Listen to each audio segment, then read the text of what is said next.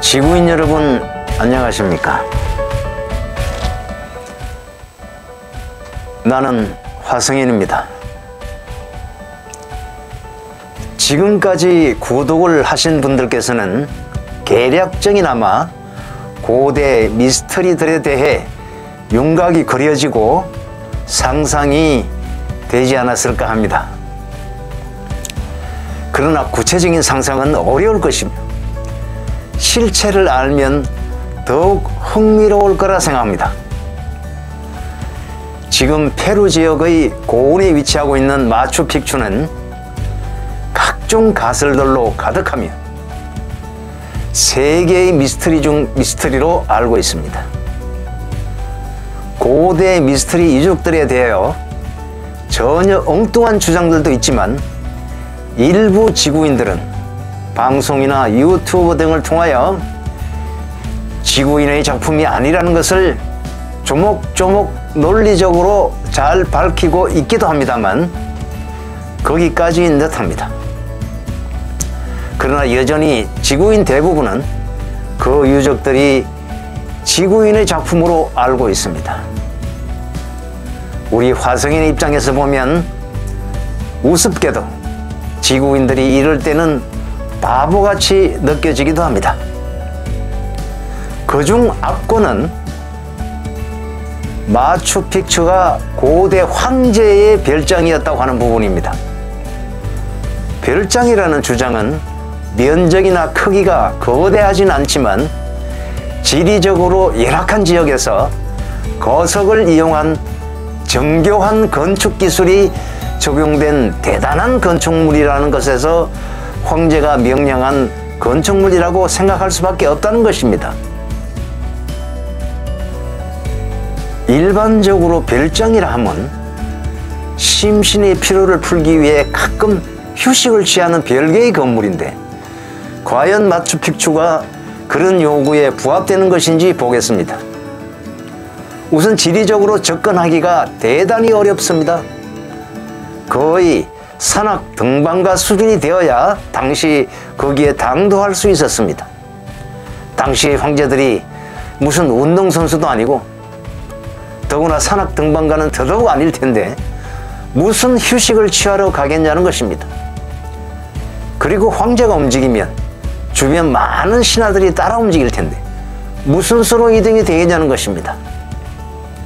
오늘날 같으면 헬기나 다른 이동수단이 되어 있어 문제가 되지 않겠지만 당시에는 황당한 얘기가 됩니다.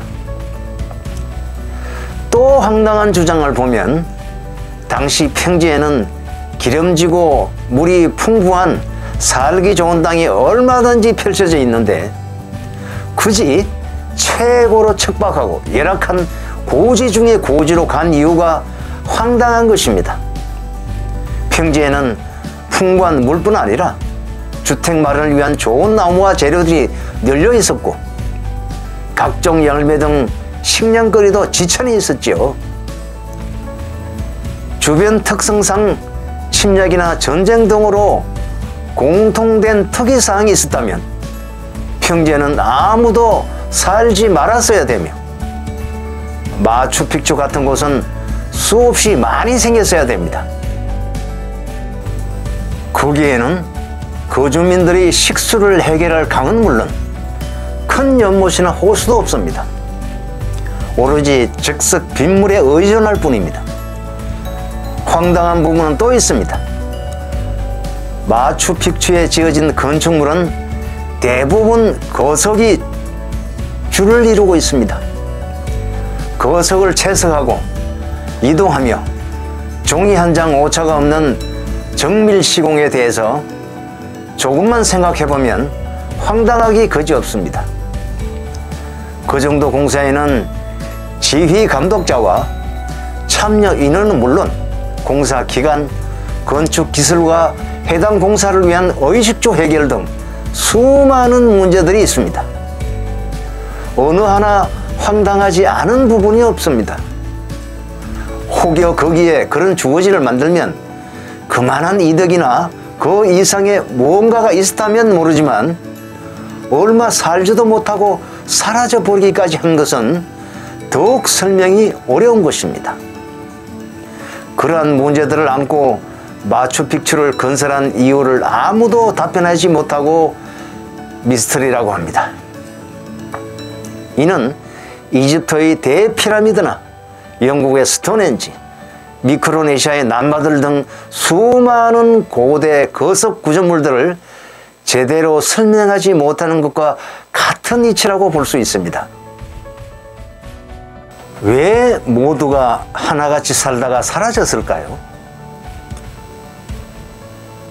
아마 지금까지 구독을 하신 분들은 이제야 더욱 이해가 되는 분들도 있으리라 봅니다. 이제 마추픽추의 실체를 공개해 볼까 합니다. 마추픽추는 우리 화성인들 중에서 특정 구역민들이 이주하기 전에 이미 그 지역을 사전답사하고 자신들만의 거주지로 만든 곳입니다. 이들은 화성 지도부의 지침처럼 주변 지구인과의 관계 설정에서 자유롭기 위해 아예 지구인들이 얼씬도 못하는 곳에 자신들의 임시 거주지를 정했던 것입니다.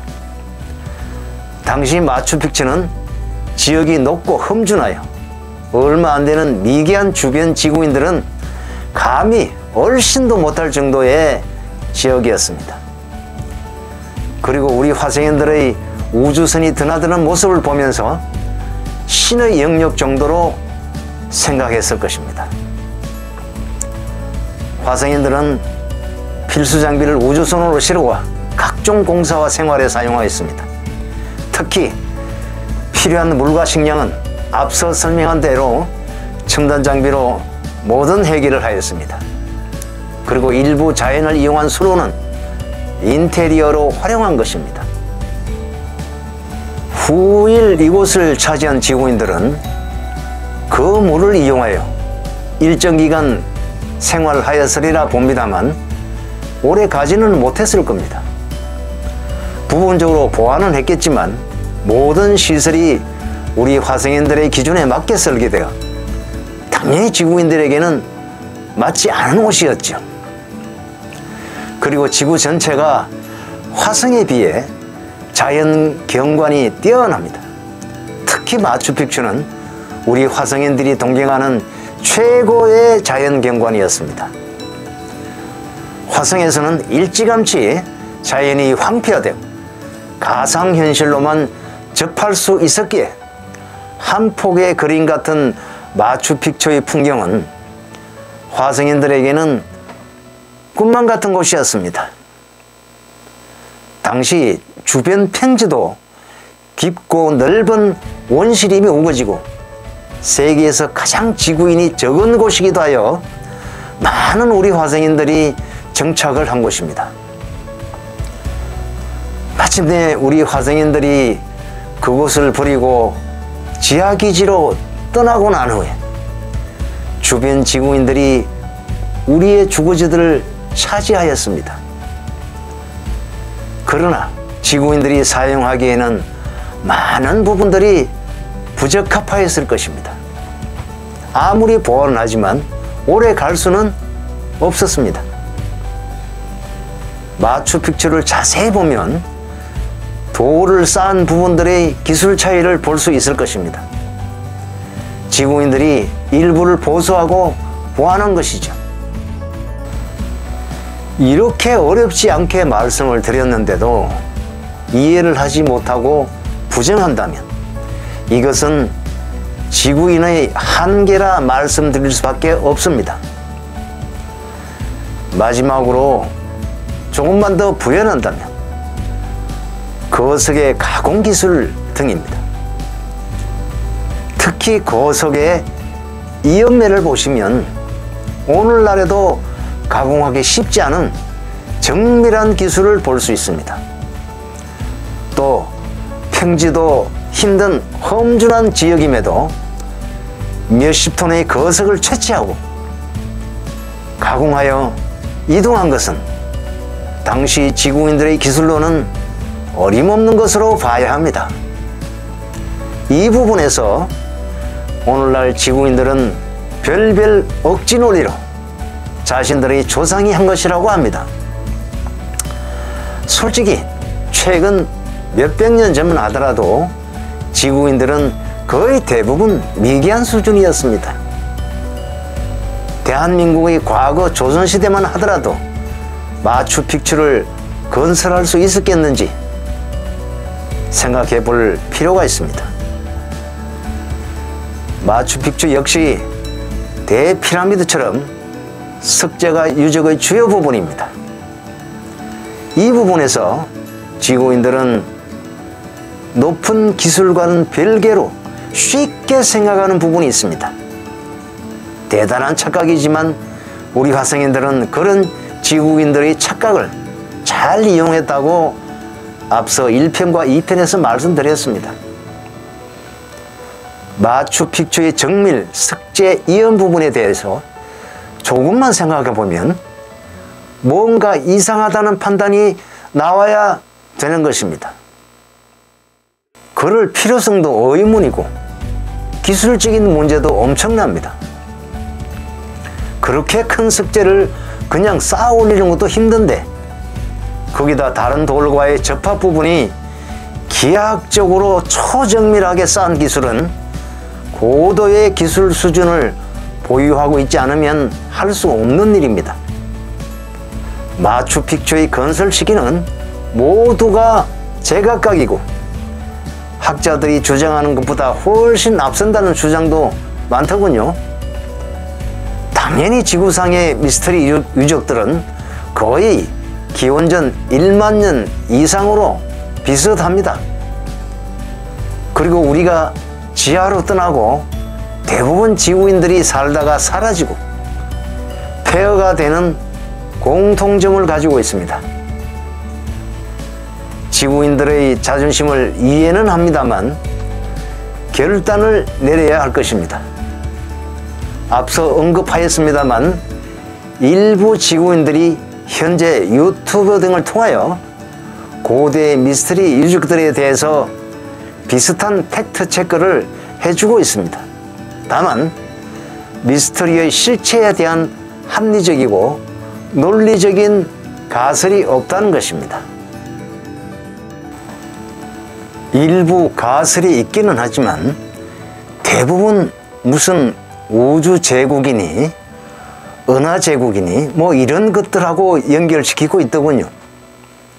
설령 가설이라도 너무 현실과 동떨어지고 추상적입니다.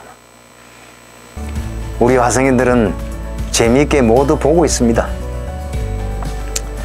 앞으로 유적 등에 대한 미스터리 팩트 체크는 다른 많은 유튜브를 참고하시고 여러 미스터리를 한데 묶어 전후 실체 상황을 완성하여 공개해 드리겠습니다. 참고로 이해를 돕기 위해 1부와 2부 시청을 특히 공고하며 가능한 전편을 차례로 시청할 것을 부탁드립니다. 오늘 주제에 대하여 더 궁금하거나 질문이 있으신 분들께서는 메일로 문의해 주시면 성의껏 답변 드리겠습니다. 많은 구독 바랍니다. 감사합니다.